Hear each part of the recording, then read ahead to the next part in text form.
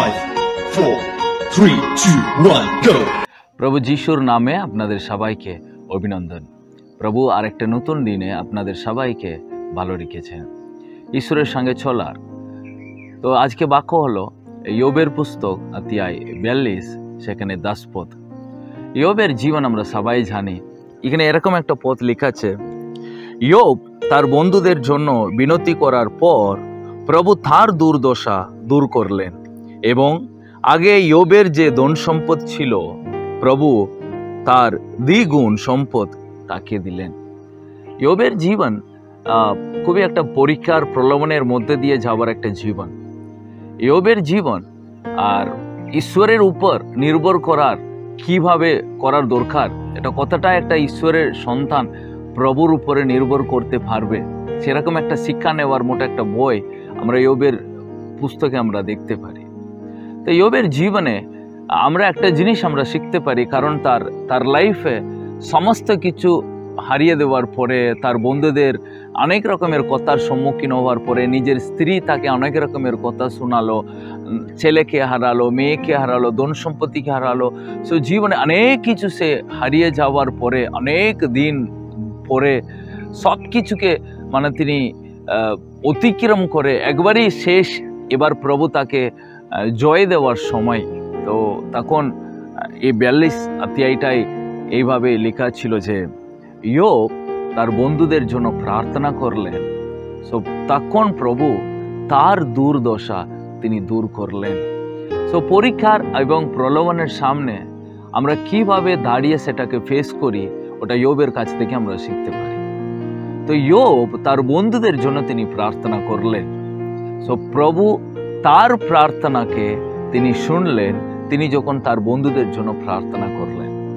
ইয়োবের জীবনে অনেক কষ্ট রয়েছে, ইয়োবের জীবনে অনেক পরিস্থিতি খারাপ রয়েছে, কিন্তু ইয়োব তার নিজের জন্য না প্রার্থনা করে তিনি তার বন্ধুদের জন্য প্রার্থনা করলেন। কিন্তু প্রভু তার বন্ধুদের জন্য তিনি প্রার্থনা করেছেন বলেই তিনি তার দুর্দশাটাকে তিনি দূর করলেন এবং তিনি দ্বিগুণ প্রভু তাকে ধন সম্পত্তি দিলেন। তো ডাবল ব্লেসিং যেটাকে আমরা বলি, প্রভু দ্বিগুণ তাকে আশীর্বাদ তিনি ভরপুর করে তিনি দিয়েছেন। তার কারণ আমরা আজকে কিভাবে প্রলোভন আর পরীক্ষার সম্মুখীন আমরা হয়, আমরা কার জন্য বেশি প্রার্থনা করি? ইয়োব তার বন্ধুদের জন্য প্রার্থনা করলেন, সব প্রভু তার দুর্দশা তিনি দূর করেছেন। তো ইয়োব অনেক পরিস্থিতির সম্মুখীন করার পরে, অতিক্রম করার পরেও ইয়োব তার বন্ধুদের জন্য তিনি প্রার্থনা করলেন, কারণ তার বন্ধুরা তাকে অনেক রকমের আঘাত করেছিল। তুমি দোষ করেছ, তোমার ভুলের জন্য আজকে তুমি কষ্ট পাচ্ছ, তোমার শরীরের রোগ, তোমার ধন সম্পত্তি চলে গেছে, তোমার পশুপাল চলে গেছে, তোমার জীবনে আজকে দুর্দশা, তার কারণ তোমার দোষ।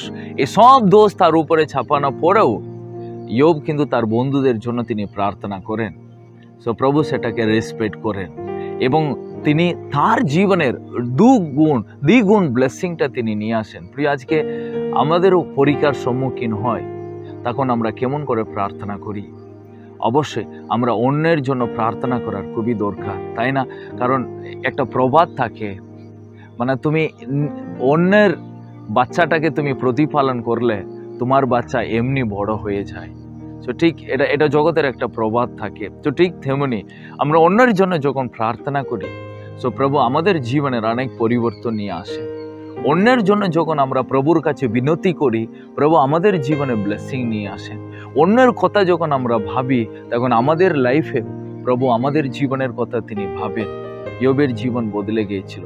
ইয়োবের একটা প্রার্থনা তার এন্টায়ার লাইফটাকে বদলে দিয়েছিল।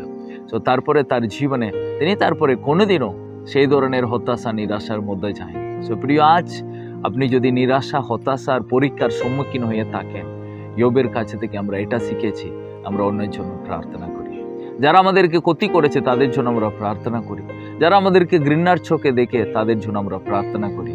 সো প্রভু আমাদের দুর্দশা তিনি দূর করবে, দ্বিগুণ তিনি আমাদেরকে আশীর্বাদ। এই বাক্য দিয়ে ঈশ্বর আপনাকে আশীর্বাদ। God bless you.